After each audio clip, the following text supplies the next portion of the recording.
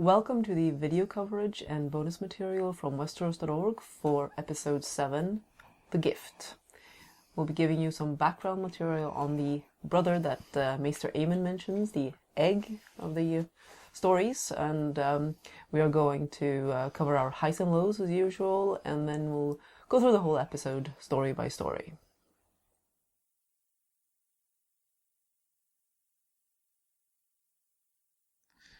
So as Samuel tells Gilly, as Aemon is dying, he speaks, Aemon speaks of his brother Egg, and this is Aegon V, Aegon the Unlikely, Aegon the Fortunate, named this for the fact that he was, the youngest son of the youngest son. He had many people ahead of him in the line of succession, and yet through various misfortunes, ends up becoming king. Now his career starts quite early, I guess, so around the year 208. This is about 90 years prior to the start of the series, when his brother Daeron the Drunken, his eldest brother, who is the son of Prince Maekar, the youngest son of King Daeron II, sneaks off from his sort of royal train going to Ashford.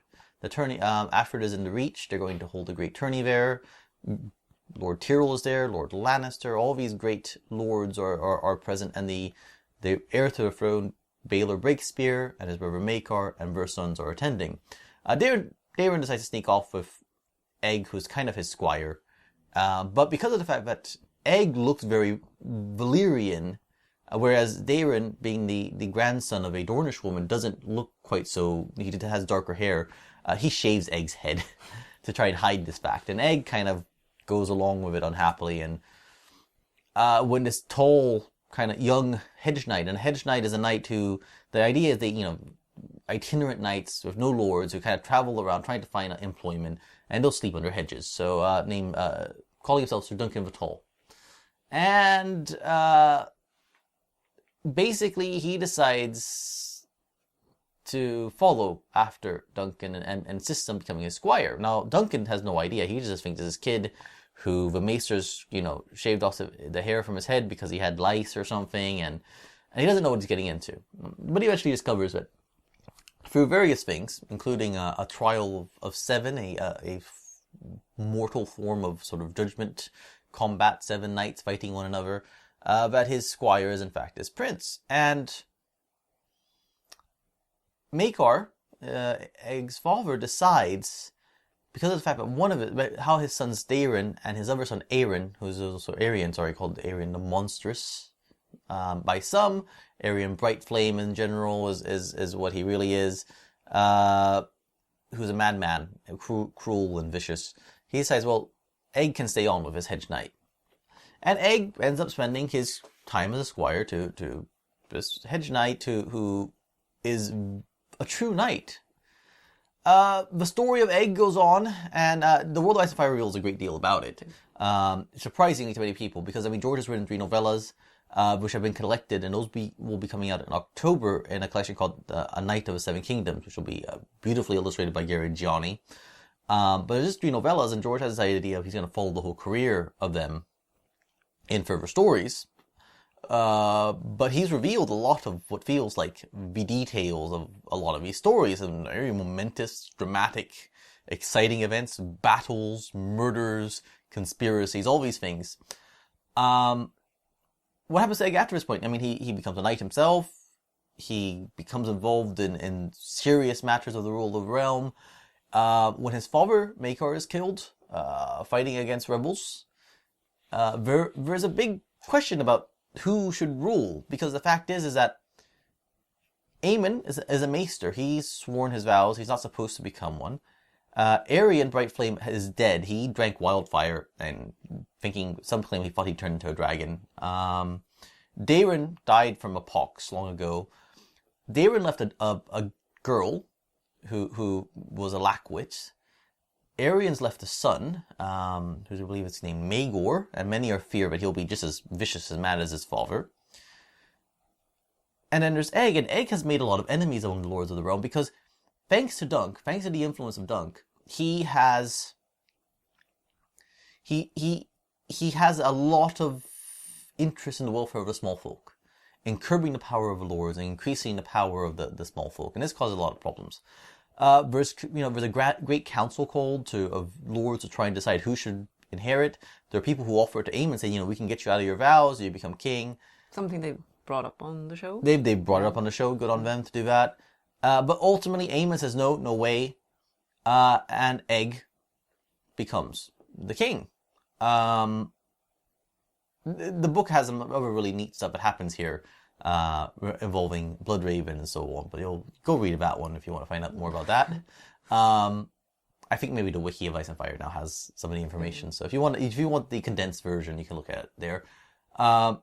Egg would go on continuing trying to improve the situation for the peasants, and this would cause lots of trouble for him, to the point where all this trouble would get him to think, if I just had dragons like my ancestors had, these lords would shut up, and I could kind of sort out the realm and make it a place where the small folk are safe and can prosper.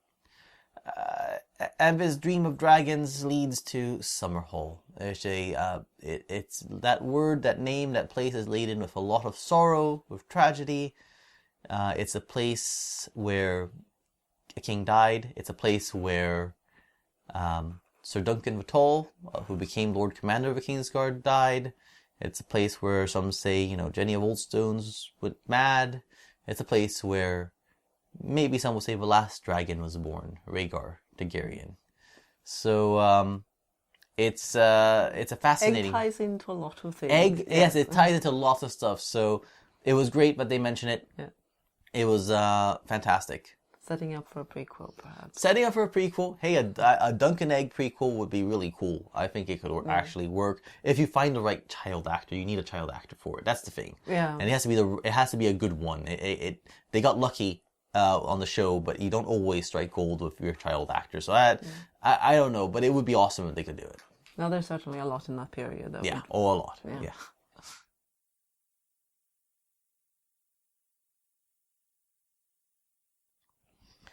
So the highs and lows of this episode. Now, Linda and I, it was really difficult for me, for one thing.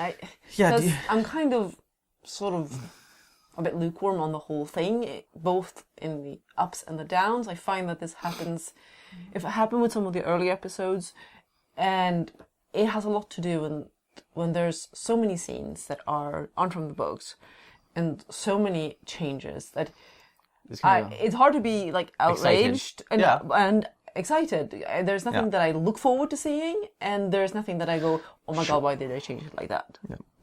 Yeah. Let's go for your high first. I mean, your high, you choose Sansa and Ramsay. This is, I think, it's a purely performance-based. Because performances are great, I think. Because I liked the fact that this was a toned-down Ramsay up until the very end, where he started a bit of the Joker routine again. But I thought this was better. I thought the interplay with Sansa trying to goad him a bit about his position. I thought it worked pretty well. I mean, I think that whole segment with Reek, with her trying to convince him, I should focus on the Ramsay part, but I thought the whole segment was really good. Yeah. And Ramsay, it did really work well. I mean, the fact is that, yes, she's been brutalized and traumatized. This doesn't mean, I'm sorry, one of the criticisms I'm seeing, and I find, I do not want to take it from anyone's individual experience, the idea that people are taking how they reacted to a trauma, or how they know somebody else reacted to a trauma, and transpose that onto that character and assume that all people act this way. If you read about the occupation of Germany by the Soviets at the end of World War II, you read of or if you talk about some of the things the Germans did as well. It's one of the examples in my head is of the Germans under the Soviet occupation. I recall a story of a woman who said that her mother would go out to fetch water from a town well or whatever where they were living, and she would be accosted and assaulted multiple times, going there and returning every day. That woman had a family to take care of, and she survived, and she struggled on with that. There are other stories, many stories out of the World War II, other occasions of horrifying things, there are people who survive. There are people who... So when people say, oh, Sansa should be completely crushed and destroyed, there's no way she could be... I say, oh, she's empowered now. It's not that she's empowered. It's that she is tough. Sansa is tough. That's the thing. I mean, she's also been toughened up gradually by what she has experienced. It's not like she's had an easy life these last few years. No. She's had to learn to... Well, some take it that because she's been abused by Joffrey and so on, that would make her predisposed to this, a collapse. And I think, no, I mean, the thing that I admire about Sansa most in the novels is that there's still an optimism and an innocence to her, despite everything she's suffered. I mean, witnessing her father's execution, she's despondent for days. And she comes out of it and she's kind of suicidal and depressed, and she's ready to kill herself and kill Joffrey, to take him out with her at the same time, and she's stopped. And then you see that she starts getting it together, and she starts trying to survive under the circumstances. She starts to make a way to live, and she gets hope from Dontos, and then that, and from, later materials, and then that is dashed away, but then something else could come up, and she keeps trying, and she keeps hoping. So to me, personally, the character of Sansa specifically, I don't want to speak about anyone else, is a strong character. Yeah. And not in a kick-ass way. Not in a kick-ass, strong female character where people say, well, it's Buffy who can fight guys. And she's strong because the character is well-defined. We understand her strengths and her weaknesses. And we understand that at the heart of her is, no matter what Littlefinger teaches her, no matter what Ramsay does to her, hope, optimism. I don't think she's empowered. I just think this is the character. If the character had been in the same circumstances in the novels, I think she would be the same. I think. That's my interpretation. So when Reek fails, but at the same time, she filches a weapon. She starts to prey on Ramsay's concern about his legitimacy. It feels right. It feels like they're at least attending to the fact that this is the character they've written. It feels consistent. There's other characters in the show that do not feel consistent at all. I go back and forth, however. They want them. Littlefinger just is completely impossible on the show. But Sansa has been one of the characters that they've been very consistent about, and I think they have continued to do that in a proper way. And Sophie Turner plays it beautifully, especially when she sees her northern friend and the old woman and the old servant and just the grief and sort of the horror. Yeah. But she doesn't break down and collapse into tears. It's just like it's on her face, and she doesn't need more. I thought it was really well done. Yeah, no, it did work. I mean, the whole situation and the whole change is still sort of at the back of my head. Like this is impossible. It makes no sense. It makes no sense. I have a hard time accepting it. At the same time, in this case, the performances were actually good enough that I could sort of look at that scene just as that scene and appreciate it. Which, I mean, doesn't happen that much for me because there are a lot of time, like you're going to say that you like some of the King's Landing bits in this episode. And for me, there are so many changes there that I've kind of written off that whole area. I can't accept it. I mean, okay, my high is the High Sparrow. I specifically is sort of the stuff that Jonathan Pryce is doing in this episode. He is just fantastic. He is not the High Septon of novels. He is. I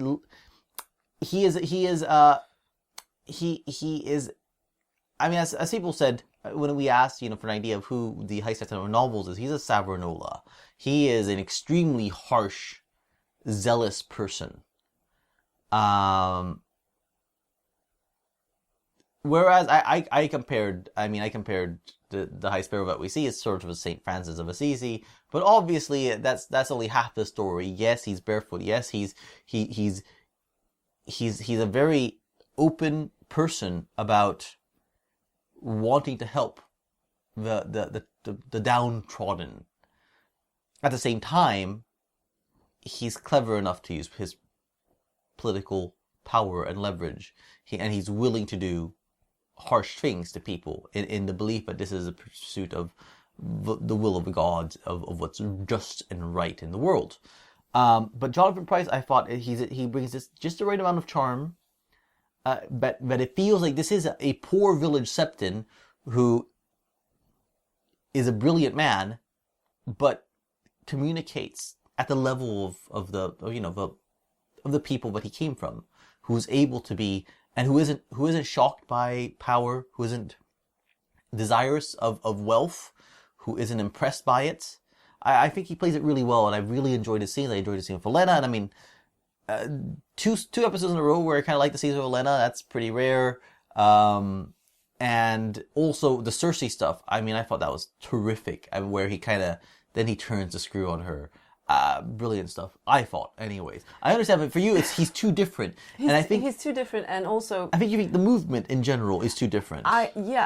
For me, actually, I keep having these suspicions that they are being too sort of about I think they wanted to portray him as a largely benevolent religious figure, and I'm sort of being Swedish and highly a-religious. I'm always suspicious of the way Americans handle religious matters, and like perhaps feeling that they couldn't show him as a fanatical character who's using it in a more negative way, where fanaticism is a bad thing. Well, what's interesting to me is when you bring it up, is the faith militant on the show is a lot more Taliban fundamentalist than the faith militant of the novel. I mean, the faith militant of the novel are these two military orders, and one of them is very chivalric, it has this sort of storied history, and they are there to protect the downtrodden, and they're not there to they're not a temperance. The temperance movement is what I was thinking of the other day when we were discussing this.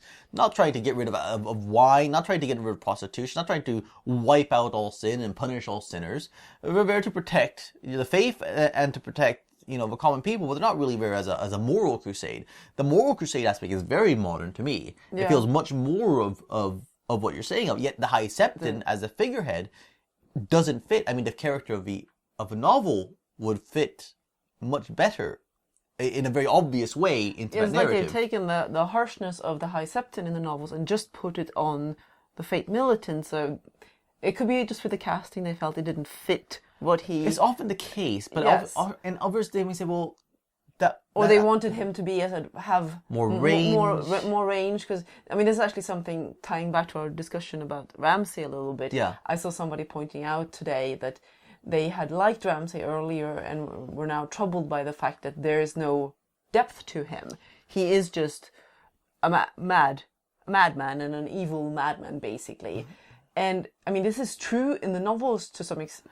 Well, how do we mean depth to him? Obviously, I mean, they thought that he was going to show more development when we saw more of him. That we're going to see that there's something more to him. But he was never a character who was meant to be foregrounded as much. No, that's absolutely true. He is technically a fairly small part of the novels. They foregrounded him a lot more without changing him around like they've done with some other characters that they've foregrounded. I mean, we see the same problem to some extent with Olenna. She is a relatively one-note character that they decided to foreground, and for a lot of time hasn't really worked because she's been kind of grating when you foreground her. Yeah. So maybe they wanted to avoid that with the High Septon by giving him more of a range. I'm sort of a little suspicious of the motives, and the change feels odd to me because for some reason I have a very strong picture of how he's supposed to come across. My whole sort of beef with religion, I think, kind of got stuck on that guy. And I can see that. I can see that. And then also, I keep kind of cringing every time he talks about the few and the many, because I just keep thinking next he's going to start talking about the 1%, and it feels like they're trying too hard to mirror modern. I think of the old there. I mean, you can draw just as well on the old sort of the English upping peasants revolt and so on. So I'm fine, but yes, I can see what you mean. So it's a dissonance thing, I think, largely. For Lo, I think we both agreed on this one. It was Dany and Dario. Both acting rather out of character. I just don't... one of the things I was thinking about this when I was walking with dog, and I was pondering Dany. And however unhappy we've been at times with Emilia Clarke's performances have sometimes come off as a little one-note, a little wooden at times, where she was just playing angry or over-emoting. I mean, there's various things. Like sometimes she's been very comfortable. The first season she was great. I don't think there was really any issue in the first season. But after that, some of it was the writing they were giving her. But I've always just thought of her as she's pretty close to the novels Dany. And here, this season, I'm starting to really feel that it's no longer the same character. And you'll say, well, this is fine, it's an adaptation, they can change things around. But it's just, I've been kind of accepting of a lot with Dany, other than the House of the Undying, because... Yeah. Anyways. But I just couldn't... the way she's acting here, it doesn't... why are we changing the scenario? Why not play it as a angstier situation? It's like, oh well, yeah, why we can keep sleeping together because this is political arrangement, and Dario is kind of like, yeah, I'm kind of jealous, but can still laugh around, and that's the thing that I really liked about their relationship. I know, there's a lot of people who complain about Dany's arc in A Dance with Dragons, and they complain about the relationship, her sort of moping about Dario or whatever. Come on, she's a very young girl. She's having a relationship which isn't all that straightforward. This guy is not that easy to get a handle on, actually. And that's the interesting part, because you think you know what he's like to start with. He's a mercenary type in several senses of the word, and he doesn't really care about her. And then you start seeing that when the marriage becomes a thing, that he starts acting out like a jealous young man, basically. Yeah, and showing a real weakness here, and I think it humanizes him a lot. It does. It does feel to me like, if you read it all, if you read between the lines, like he is genuinely jealous, and it's not just that. Oh, I thought that you were my meal ticket to concert of the Queen of Marine and being able to do whatever I want and getting all the money I wanted. I think he genuinely feels something for her. And she keeps denying it to herself, basically. Yeah, he can't. Yeah. He's just a mercenary. He says it's already. It's just, he just sees me as an opportunity, and so I thought that was very interesting. I mean, so to have it played this way, it's so light and fluffy. It is a little light and fluffy, and I don't know what's wrong with a bit of angst in that relationship. I mean, I just don't think he can play that Dario. I mean, they cast someone who's... Well... I don't know, he comes across as very light and fluffy. I suppose, and yet, I mean... Where are you going? I dropped the control for the camera. In any case, I mean, was it Tremaine? He played a sort of a drug addict with a difficult relationship, and a bit impoverished, itinerant musician, street musician. I thought I think he can play, but he has decided or has been directed not to, and I don't know. I would have liked. There hasn't been even a glimmer of that. I can't say the story is so far fairly close to the story of a novel for her, other than Barristan's early death and so on. And I don't see what is it that generates her having a very different feeling. The only thing I can think of is, okay, she's older on the show, so she's less really enamored of him, and it's just a fling. I don't know. I didn't like it as much. It felt light and fluffy, and I don't think that's really. I mean, yes, there's some serious talk stuff and in it, so I shouldn't take that away from. But the interrelationship between them is not very heavy, and I would have liked something a bit darker. It's not particularly interesting, is it? It's not particularly interesting. They're not. No one's going to think of Dario and Daenerys as one of the great romances of the show. No. We all know the great romance of the show is Lyanna and Rhaegar. So. Yeah. Let's manage to get anyone on screen. Yeah. Has a great romance. Let's get on to the story by story. There's a lot of little stories. This episode covers a lot of ground. Arya, I think, is pretty much the only thing that's left out, right? Yeah, and Brienne doesn't get to talk. But that's about it.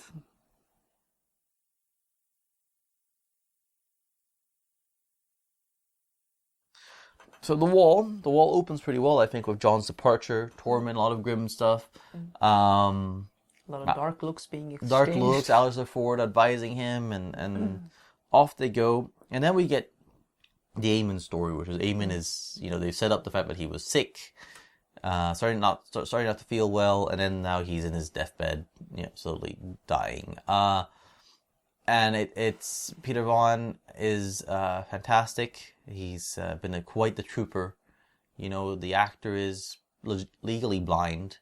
Has done his, has suffered through, not this season, I guess, but in previous seasons, standing around in wet, cold, Northern Irish weather and gamely doing his lines. So he joins the Fallen. He's been a real asset.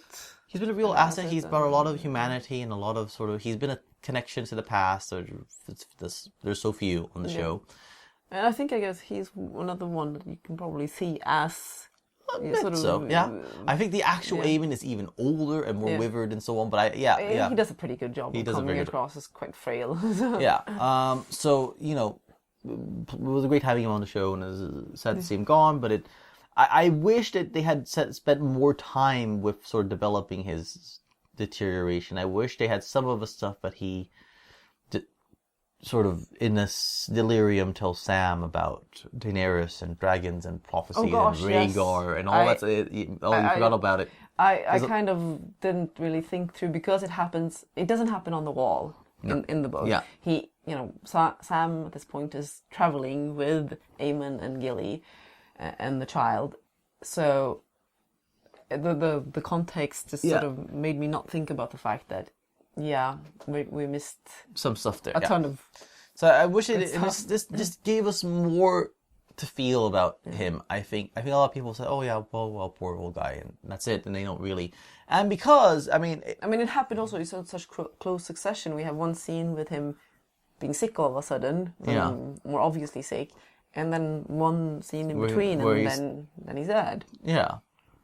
The ending line, it's not his final words in the books, but it's a great choice for final words. Again, that connection between Egg, I dreamed that I was old is such a poignant thing to be lost in your memory and to happier times when you're young, and it's like this was just a dream. I dreamed I was old, and beautiful stuff.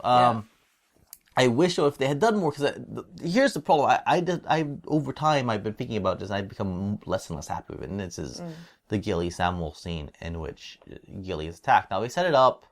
Oh, yeah, we can't trust Men of the Night's Watch or Shireen as Elise, because half of them are rapists and murderers, and so off they go. And it's not a concern in the novels. No. As you pointed out, in the novels, there is some issues with having the wildlings on the wall, in that Stannis' men is accosting the wildling women. Yeah. That's the problem, basically. Yeah, now on the show, they know Jon is planning to take off for Hardhome or whatever, so I guess he thinks, well, without Jon around, then there's a real problem. And maybe that's what it is here. So they've set it up, so whatever. But for those who have been concerned about the depiction of violence against women, rape, to then use this to give Samuel a kind of hero moment, have Ghost given a hero moment, and then to set up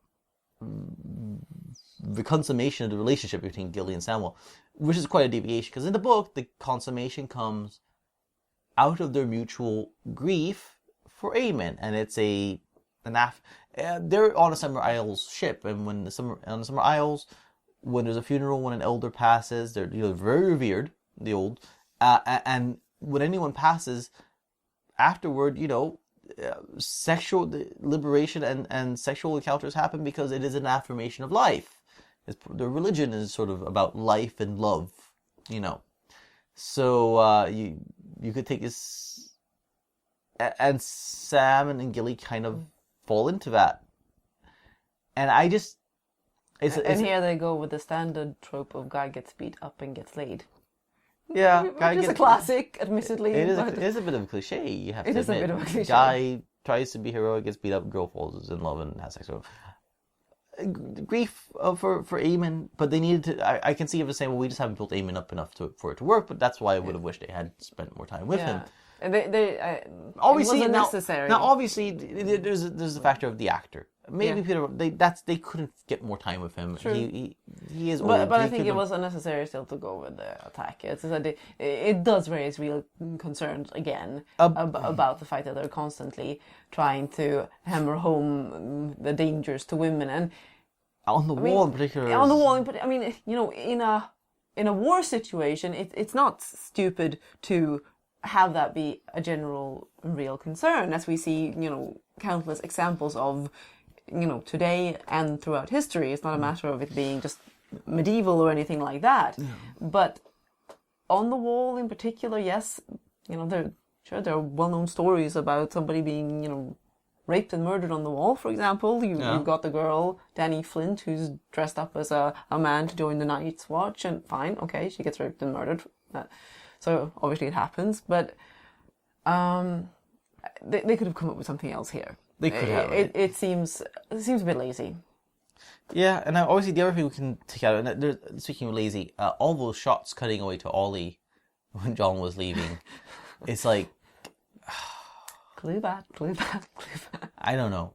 There's sometimes, like, they are actively fighting against being subtle about things. I don't get it. I mean, maybe it will shock us. Maybe it will completely shock us, but I don't think so. I think Chekhov's gun is there, and I don't know. Let's move on.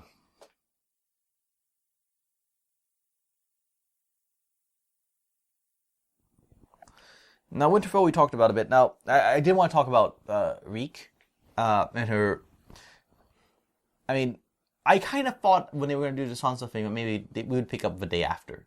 So we wouldn't have to quite put through our heads the reality that married to Ramsay, she would be brutalized night after night. But they went there, and it's fine. I mean, but her appeal to Theon to try and get that part out of him to help her, I thought was really well played, in particular because, I mean, you were fooled.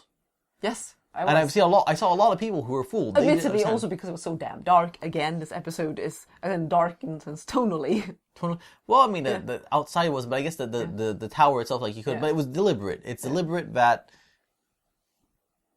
you're not quite sure where he's going, and when you see him climbing a tower, you think, he's going up to do what she asked.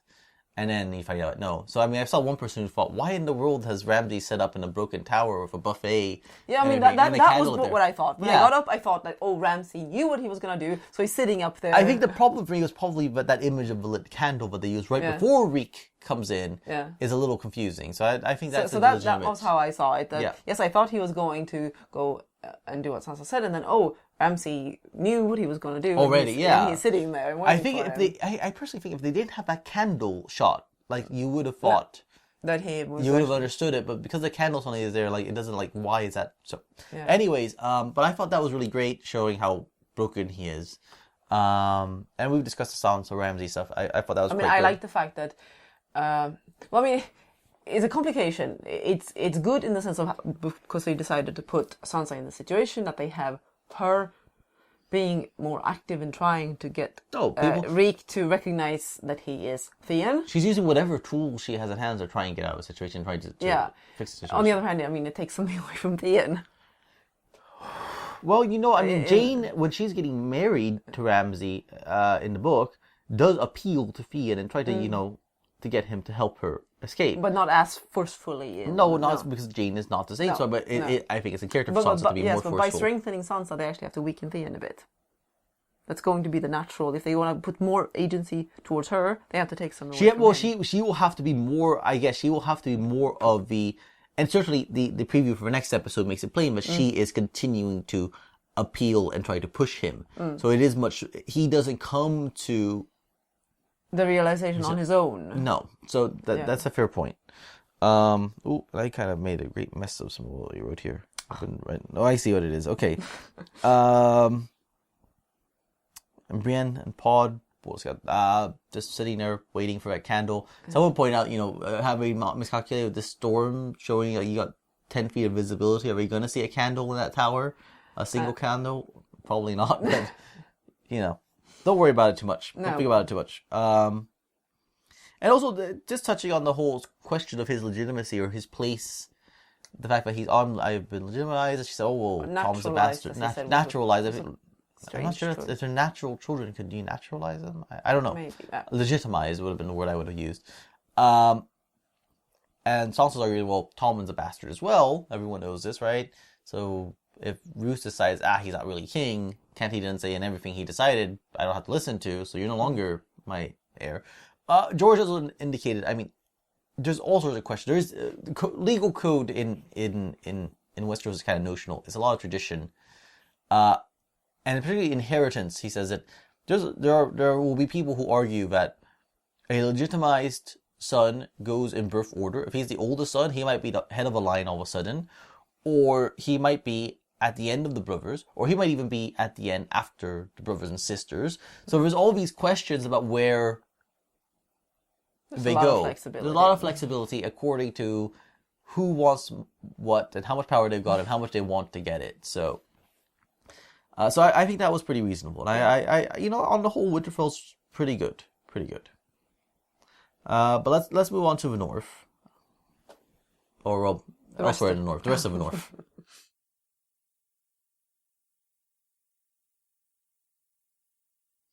Stannis' camp is where we are. Then we see what has happened now that Stannis made his bold, very heroic drive down to Winterfell, and then immediately is stuck in a storm. He forgot Littlefinger's teleportation device.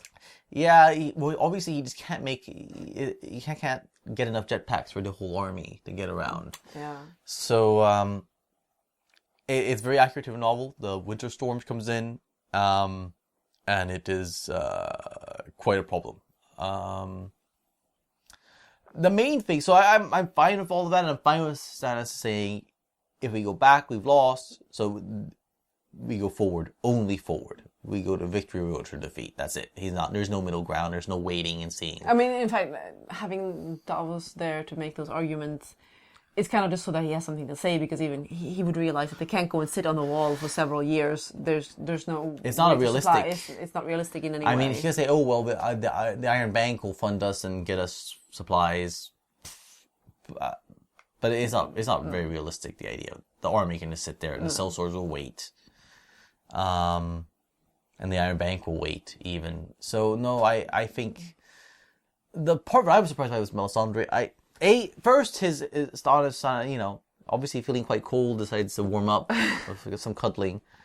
I still find that a difficult one to wrap my head around, for the Stannis in the novel. Yeah. And Stannis in general, and then all of a sudden, occasionally, this bit of lust shows up. That seems like it wouldn't really be the first thing on his mind right now. No, I think it was really cold. But more than anything, it was her kind of proposing, kind of pretty directly, like, if we sacrifice Shireen, you need that blood magic, the king's blood to win, to make sure, to guarantee a victory. Never mind that she tries to persuade him by saying that her previous sacrifice of the leeches worked, and tells him about the two kings that have died, and then hopes that everyone has forgotten. But she promised to kill Balin as well, and so far as we know, he's still alive. Somebody wondered, are we trying to retcon this? Have they decided to they've decided to cut the Ironborn thing entirely, and they're just going to forget about Balin? Yeah. We know, allegedly, the agency to give Whelan, who plays, not Asha, aka Yara, is supposed to be appearing, so I don't think they've actually forgotten. Stannis should have just said, well, 2 is not 3. That's what Davos points out. But more, and then Stannis' own reaction is like, just don't be ridiculous. Like, that's it. It seemed very mild. For her to come sort of... I think the situation would be... Situation. Yeah, I think the situation would have to be far more dire. There'll have to be, it's not just 40 men, it's hundreds dying every day, and there's cannibals, and all these horrible things are happening. I think that would have worked better to then make it like he's at extremity. Yeah, because this is the first time they bring up, we're in trouble, and then suddenly it's like, let's sacrifice your daughter. And there's like, he's like, not into that idea, and it should have been like, you cray, you should have just shipped her off and said, forget it, you're crazy, it's not going to happen. So I felt a little weak there in the writing. A bit too much of the moving along fast, basically, that we see with some of the other... Yeah, let's see. I'm going to change the order around here a little.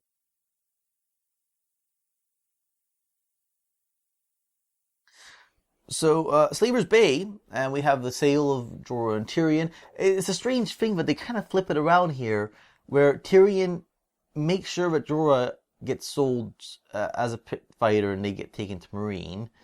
But on the, that's not really a choice he has in the book. What he does do in the book is he's the one who's kind of sold first, and he's the one who runs up his price to make sure that people take him as a valuable commodity, but he's bought by somebody wealthy and important. And then he's the one who makes sure that Jorah gets bought by the same person. They kind of flip it around by having Jorah bought first, and Tyrion has to convince the guy with a very silly argument that I'm a dangerous fighter myself after beating up some random slaver kid. Yeah, and the idea that they would just let him do that, I don't know. I People found laughing. it really weird. Usually you kill slaves for that, don't you? So it's a bit odd, but fine. Performances, I mean... It felt strained. It feels strained, the writing, but I don't quite know why they changed that. But I mean, they've already established that they want to make Jorah a great fighter guy. I have more of a problem with this whole thing. Like, what is the idea that Yezin comes in with a bunch of slaves to the free fighting pits before Dany, and he's giving guys shakes and telling them what to do, and like, does she not understand that these are actually slaves, not employees of a guy? Some of it feels very soft, and then first, okay, I acknowledge the cinematography direction. There's some very clear Gladiator homage shots. The first shot of a gladiator is kind of nervous before going in, very much Gladiator. The shot of Jorah coming out from the gate, very much Gladiator. We're fine. I just noticed the homage there, or the reference. But everyone is armed, and then Tyrion is kept in chains. Like, man, he must have really convinced them he's the most dangerous fighter around. Yeah, we can't let this little fucker out. No.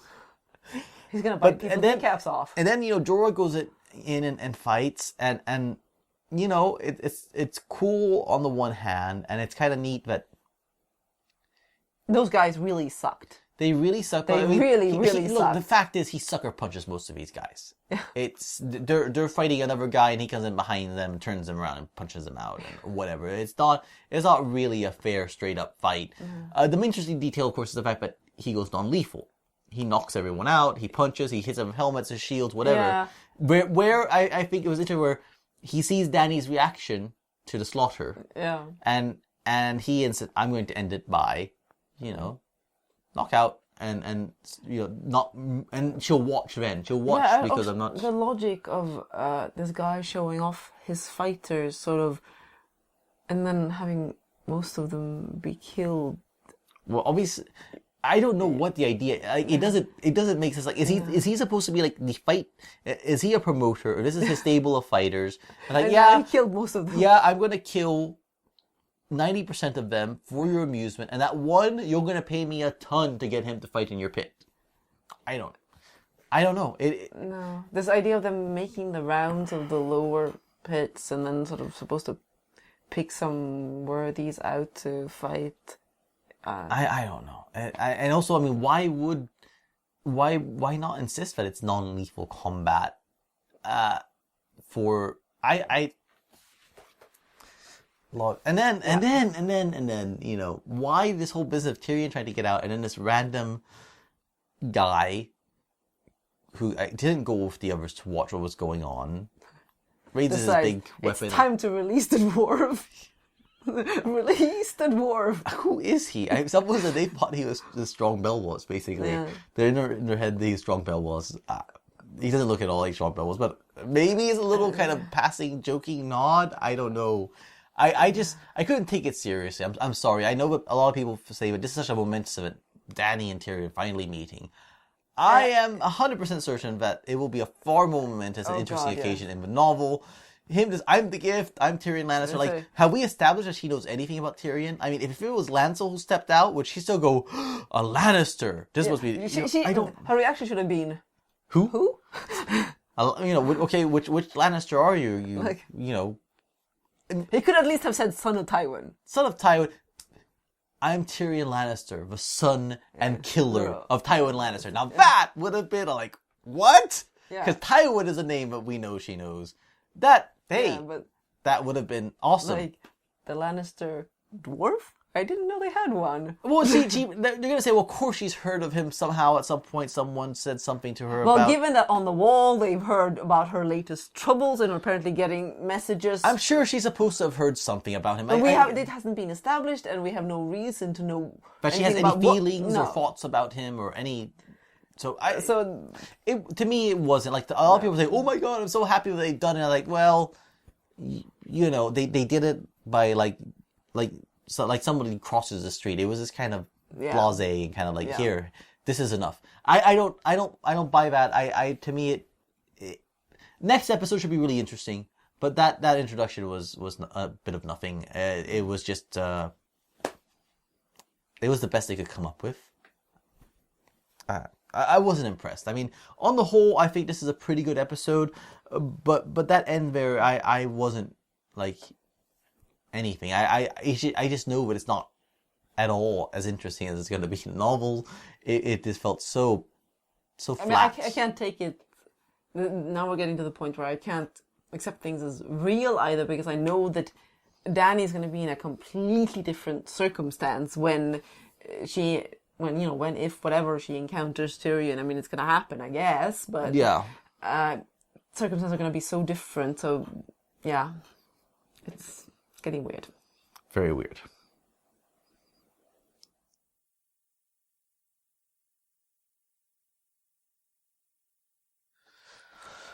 King's Landing has a lot of stuff going on in it in this episode. Olenna was meeting with everyone. Everyone's meeting with everyone. Olenna and the High Sparrow. As I said already, I thought Jonathan Wright was fantastic. I thought it was really good to show that he's a genuine thing. He is not a guy grubbing for wealth and fame and influence. He genuinely wants what he wants for the people, for the faith. She can't buy him. There's nothing she can give him other than what he wants. So I like that. I know, I liked it. It was well acted. It was in isolation, well acted, good scene. Cersei and Tommen. Given that he's an older character on the show, I'm fine with him feeling, but he's consummated the marriage and so on. I'm much more kind of torn up about the situation. Yeah. And I get, this is some of the best stuff Alina Headey has done in my mind. Like, because she's playing false, but in a way that feels more convincing. Like, she doesn't feel the need to be. For many times when she's being false on the show, like, there's such a clear smarmy fakeness to it that everyone knows she's faking it.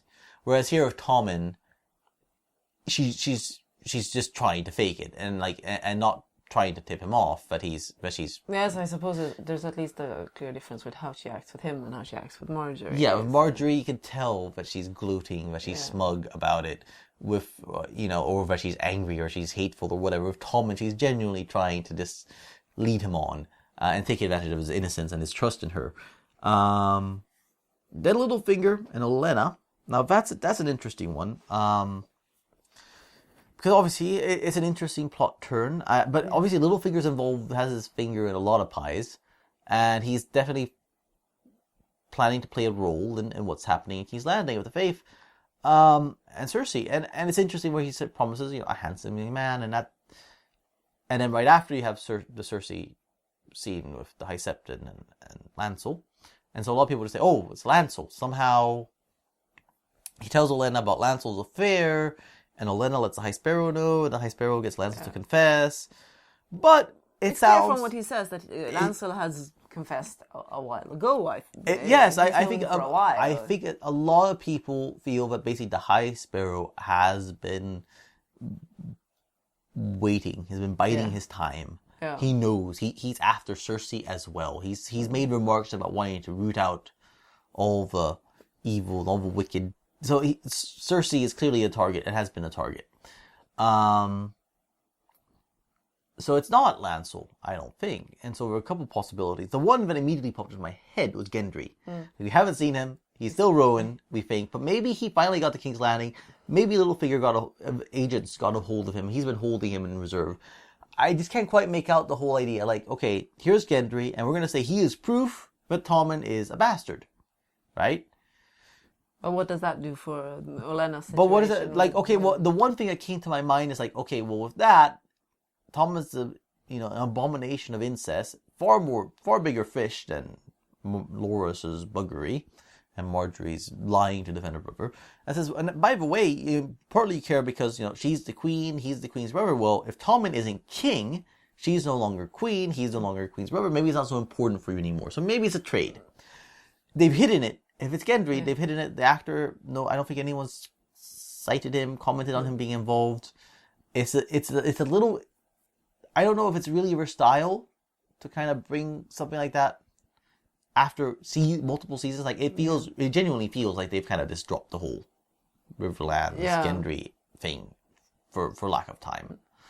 But the other possibility is Oliver himself, who I think is far more likely. Yeah, I mean, he gets punched, he gets beaten up the first time when they do the whole High Septon thing, What does he do? He's got a boss. He probably tells his boss about it. And maybe he knows from his boss that, if they come around if they turn out to come after you, after boys, and do what they say. I mean, if they want Loras Tyrell, offer him up. And then when I say we can't, suddenly there's no evidence. Or maybe he tells Olenna, well, I've got the way he's held by the faith militant, but I have men, I even have corrupt septons who have managed to keep themselves in there. We can get rid of Oliver before he can testify, and then there's no proof. So that feels very possible to me. To be honest. I think so too. They've used him a lot. What else is he going to do after a season? And also, the show has a history of killing prostitutes. Yeah. And they've talked about this bloody season, killing another character by having him murdered, We know that Littlefinger has no issue killing off his prostitutes. I mean, even if Littlefinger uses him in the way of having him recant his evidence, it's not like he's going to survive. Probably he would not. Get rid of him just to tidy up a loose end. To prevent him from being tortured and changing his mind yet again. Yeah. So I didn't have this idea. It's on the forum where someone pointed out that they thought that Oliver wasn't going to make it to trial. I think it's plausible that he's offering to kill Oliver to Olenna. In return for what? I don't know. No, but he tries to have everyone obviously be beholden to him in some fashion. Yeah. He thinks he's got Cersei beholden to him and Olenna beholden, so yeah. And then the scene turns to Cersei and Marjorie. Now that is, that's pretty good. It's very fitting. I see Cersei's smug, she's gloating, she's very bad at hiding it. And then with the High Septon, and we discussed this, I thought it was fantastic. The only thing is, I felt like they diminished Cersei.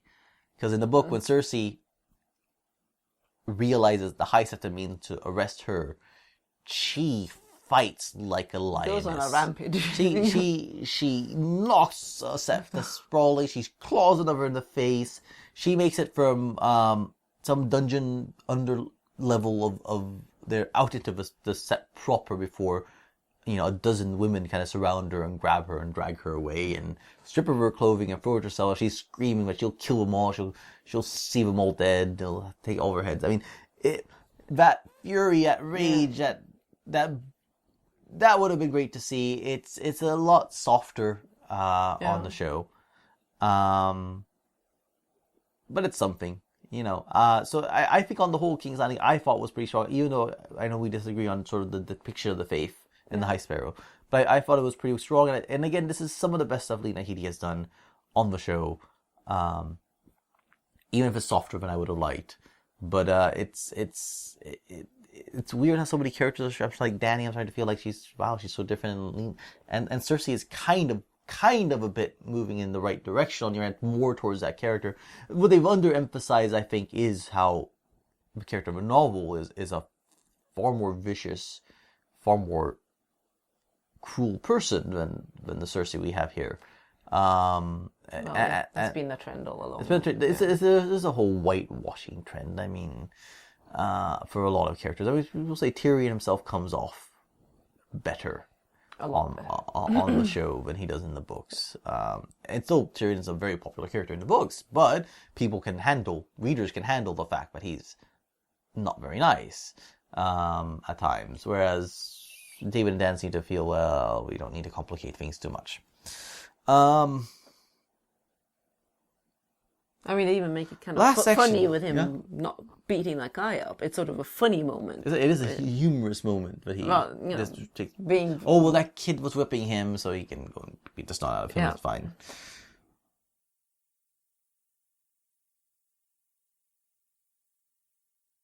Dorne, haha. Oh. This has been the hot mess of a season. And now there's 2 scenes here. And the first one, it's kind of pointless. The Jaime Myrcella scene, other than for the weird time. I've been here for years. I've been here for years. Like, I looked, I was looking, I was counting up, and I was looking at one of the timelines we have on the forum, and someone said, just like 6 months between Myrcella going to Dorne and the plot, Oberyn's death and the plot after it to crown her and all this stuff. So somehow... that on the show, this has become years. Yeah, obviously she's confused because she was switched out. So it's confused because she's seeing the result of incest and she isn't that sharp. So 6 months but feel like years. She's supposed to be. She is supposed to be. That's the thing. And some of, I was going to comment the last episode. Some of the dialogue was a little corny between her and Trystane, like the. I love it. Yeah, your eyes go squinty. And I wrote that when I was writing the recap, and I realized, oh yeah, squinty is, the program doesn't like that word as an actual word. I mean, I'm sure it is, but in some dictionaries, but it just felt a little silly. But anyways, so that scene kind of felt kind of pointless. Particularly, I kind of expected that if they were going to do something, it would be kind of to get more into the threats, into what happened to her necklace, maybe to start hinting that maybe, if some people speculate, it's all set up by Cersei, which I don't understand, but if it is a setup, a hint towards it, and there's nothing, it's oh, you don't understand me. Like, well, no one understands Jaime Ivor, so it's fine. And then Bronn and Sansa said, I love the Dornishman's wife, fantastic. But that scene was just Rosabelle Laurenti Sellers gets suddenly, like, she's been so underserved, all the Sansakes have been, but she actually does pretty well. Yes, but it's not the same character. That's the thing. Like, I felt really badly for her in her first 2 appearances. She looked like a lost 12-year-old in her previous appearances, and all of a sudden she's this sassy, sexy thing. This ingenue. No. It felt like I was very uncomfortable to begin with, or she was getting like no direction. It was just kind of standing around like, okay, I'll just try and look badass. It's not really her forte. Well, try and look like you can fight. Not really her forte. And also not really anyone's forte in that scene, to be honest.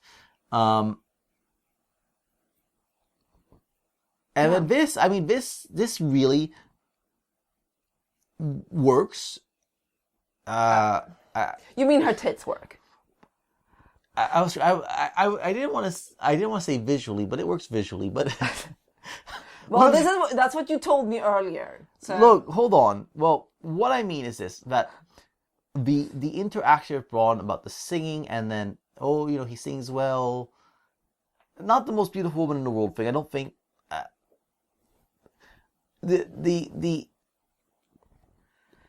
it's difficult to explain why I feel it works well, but it breaks down. No. I also like the looks. Obara and Nymeria rolling their eyes and knowing what Titan's gonna be doing and what she. I love that bit of. What I would have preferred actually is if they had. One of the scenes they filmed but they cut, but we know they cut because we've got stills from it. We even had, I think, an audition that leaked had lines from it. Is a scene where while they're waiting for Arya, Tiny and Nymeria are sparring, and it's a bit of rivalry, but at the same time we get this sort of sisterly affection. And now, the actors have said, like sand snakes are all dangerous, but they're the most dangerous when they're fighting together. And yeah, we really saw that in the fight scene. Yeah, well, very dangerous to each other. The less we say about that, the better. It would have fit better the characters of a novel if they kind of said, well, Tyene said, oh, he sings well, she applauds, and she said she's so sweet and innocent for, for liking his singing and appreciating it and worrying about his arm, how is it, And then he said, "Oh, would it, have a scar?" And then would comment how beautiful Dorne's woman is. And it should have been Nymeria who said thank you. And he said, "I didn't mean you." And it should have been Nymeria who, because the Nymeria of a novel is the femme fatale of a seductress with knives, but a seductress, a beauty, very sensual. She should have been the one doing that, while Taini was just worried. Oh, and it wouldn't have been. Poor arm. It's poor arm. Nothing that she's done in the prior episodes would have contradicted that as much as in. I'm not just talking about people might say, "Oh well, she was clearly hiding." No, why would she have been hiding what she's actually like among her family? She was looking awkward, young, out of place. And then they changed her around completely. It's just poor performance or poor direction or something earlier. Yeah, but it doesn't come off well that you basically, and by the way, this is the actress that we cast because she's got a nice pair of tits that she can get out for Bronn here. So now we have to have her switch around completely how she acts.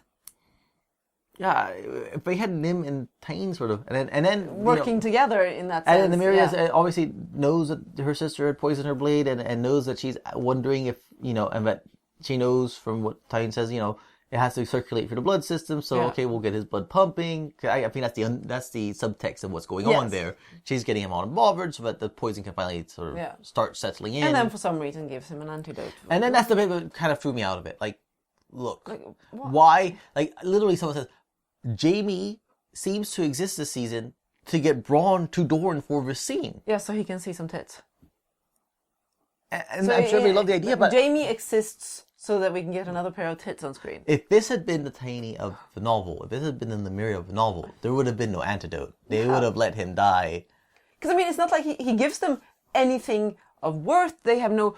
And so, what I said, somebody asked me, there's like, no why? bargaining, there's no nothing. Somebody said, why did Tyne give him the antidote? And I said, well, you got two ways to read it. One is, Tyne's mercurial. She's cruel and capricious, and she'll do things like this just for fun because she's a little pervert and she enjoys it. Versus false jeopardy to a well-liked secondary character lets them have their cake and eat it too, and hey, here's some nudity in the bargain. Yeah. Where and to me it feels a lot like a bit of a cheap thing to justify the nudity, to justify the interaction. I've enjoyed Jorah Flynn. I've enjoyed his Bronn. I know you've gotten tired of him being the comic sidekick. And apparently now Jaime is the sidekick, actually. Jaime does feel like the sidekick, to be honest. But the glum, serious sidekick, and Bronn seems to be a bit more lively and exciting. But that said, I could see them killing him. And then that's just, and Jaime throws it in their face, and someone reminds him, we heard that you killed half a dozen of Eddard Stark's men out of Peak. Consider this the same. Take your loss. Get out of here. They could have done... Yeah. It would have felt more true. It's quite clear that it is about just doing the false jeopardy, because, Tyne couldn't have planned for this situation. They never expect... No. Once she has poisoned her To be honest, why in the world to kill a poor Dornish guard who tried to stop them? Well, and then, okay, also, fine. apparently all her knives are going around poisoning, but then how would she know she'd be in a position after using it on Bronn to give him an antidote? She's expecting... Why is she carrying the antidote? I guess she accidentally cut herself, which is a very real danger. This is true, so good on her. Good on her yeah, for having the kind of thinking it through. I don't know. That kind of took me out of it when I thought more about it. Jesus, I didn't think about that risk with her and her knives. How often has she poisoned herself, stabbed herself? Well, it's probably more concerned about one of her sisters. She's probably immune for all the times she stabbed herself. He's probably worked up a strong immunity to her poisons. Yeah. I don't know. I'm sorry. It's not the actress's fault. It's and again, she acts this very well. She plays it very well. You mean she's got nice? Look, I'm not going to deny she is a good-looking woman, but regardless, she plays it well. Barely legal, as somebody pointed out. Yeah. just turned 18 before the filming, right? Anyways. Well, I'm Swedish. I'm not too concerned about that. Yes, but regardless, I thought she played it well. She was yes, it's sexy, just that she wasn't playing the same character that she'd been but playing it's not her previously. fault. They give her the lines, she plays them. Why she wasn't playing more of that character earlier? Why is a can't mystery. actors be asked to have a brain of their own? But I don't know. We don't know what was going on in those scenes. So No, all we you can say always is put it down to they just get their lines and they play them. I really would like actors to have some free will and perhaps they have a role in interpreting and how to perform it, but they can be told, don't do it this way, do it that way. They can be. We don't know anything, so I don't want to go too far into making assumptions. I agree with you. She looked very awkward and clumsy, and before she didn't seem to fit the character we had now. I don't really have an explanation for it. All I know is this is what the character we have now is, and I thought she played it well. But yes, it's not. It's very much in isolation. It's not consistent. It doesn't feel and the scene's consistent. Internal logic and overall logic doesn't work. No, I said after I was happy with the scene, and then I thought more about it, and I didn't get. I'm not gonna say why you were happy with the scene. Sorry, never letting you live that one down. Well, what I pointed out to you. Let me say first thing is admitting that she was well endowed. Because you yourself had cast doubts on it before, so I was just pointing out. Admittedly, the outfit she was wearing in the previous episodes made her look like a boy. Looked a bit boyish in the haircuts and so on. Fine, but hey, she's all woman under the clothing, and I was just pointing this out, and then you decided to make more of it than I intended. Now that said, fine, let's get away from this. All this period stuff just says like David and Dan are rubbing their hands like, yes, it worked.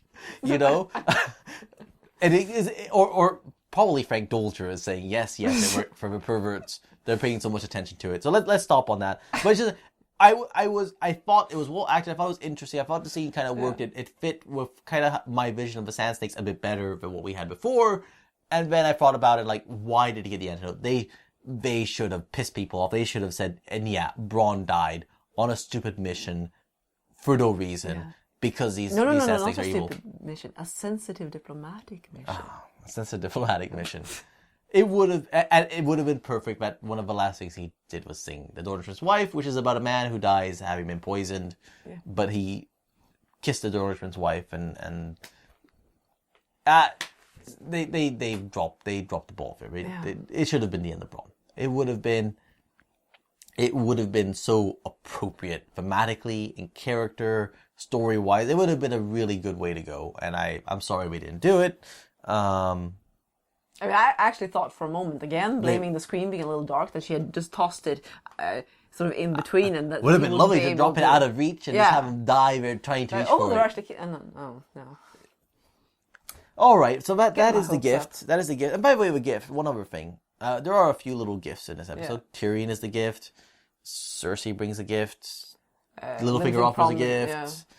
Ramsay really has a gift for Sansa. Yeah, but I will say it really felt to me like I kind of wonder if the scene in the last episode of Arya and the Sick Girl was supposed to be here, and also then the follow through, and then they reshuffled things because that's true. That first segment of Arya, they could have spread it out a bit further and turned that into just a part of her story, and then they could have left that for here. Maybe, I don't know. Maybe it would have been too much in one story, but it just popped into my head. Anyways, that's the gift. Next episode is Hardhome. This is a place that we have never actually seen in the books. Nope. You've heard about it. It is part of a story, but it's not something that any point of view character goes to. So now we're going to see it. I have a strong feeling it's going to be about as annoying to see as it was to see Valyria. Because... Or should it just look like... I mean... There's the potential. There's a lot going on with Hardhome that... I don't know that they're going to include those things. We speculate. We don't know. We don't know. So we'll see. But we'll see how they do it. But it should be a pretty big episode for the show. And hopefully it will drive more excitement than what we've had up to now. I've been looking at things and like I realized interest on the internet seems a lot softer than it has been last year. I mean, last year was insane. And I kind of think, was that the peak? And have we now kind of have people... You can say, oh, the piracy, the greatest number of pirated episodes ever. At the same time, I'm kind of wondering, yes, it means there's a broader viewership, but it's a shallower interest. It's like now everyone is doing it because everyone else is doing it. It's not really with the same intense intensity of the first 4 seasons, or the 4th season in particular.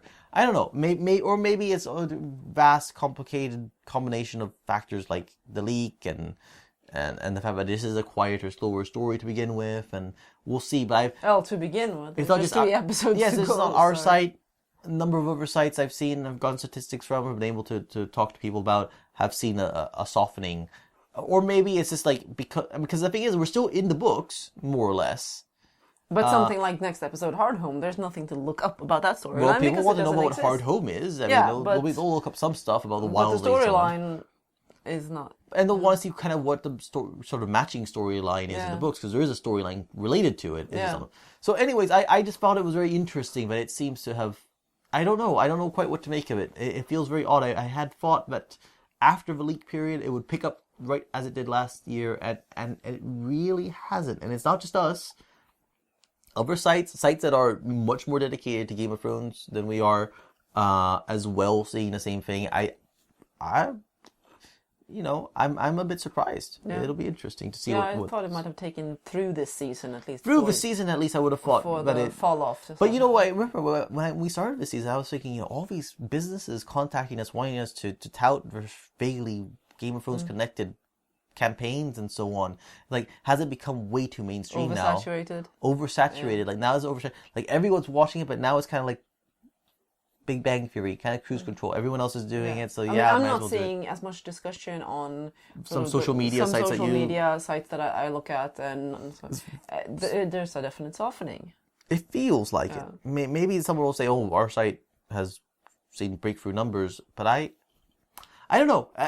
But it was not this season that did it. Then I mean, to me, it would be that's something about the 4th season kind of exhausted people and led to the point where now it's gone past the mania, and people are, so it's not this season itself necessarily, although it may not be helping. I don't know. Maybe these final 3 episodes will kind of kick it back into gear and people will go, whoa, again. I don't know. It's just very strange, and I can see. I'll on a closing note. I mean, we have this interview right after this episode where Benioff and Weiss discuss why they have Tyrion and Dany meeting, and we can't not do things just because we're afraid of the reaction. Sometimes it's good to not do things because you're afraid of the reaction, like, going out of your house and crossing this, walking down to the store naked. Maybe David and Anne would go and do it regardless of the reaction, but, there's certain things that you don't do. So I don't know, that was a weird argument. But one of the things they did say is, the other thing is the pace of the adaptation. We're not doing a 10-season adaptation. We're not doing a 9-year adaptation. So that gives it obvious. They're not doing 9 or 10 seasons. That's absolutely out the window. It's interesting to me, but 8 was not excluded. 8 is not excluded. To me, I've become increasingly convinced that, Hibbert argued he thinks a split 7A, 7B, which would then mean it could also go literally 8 seasons. They could go a full 7 and they'll spring for a full 8. So on that. Either way, it would seem to me that 2018 is very likely to be announced. And probably, I would think this year, they will announce where the end is. They'll announce that the last episode of a show is airing in the year 2018. I think so. So on that note, we'll be back next week to talk about Hard Home and what happens there, and consider what's the final 2 episodes. I mean, 9 tends to be really big, and 10 tends to be a big denouement. It'll be interesting to see how it goes.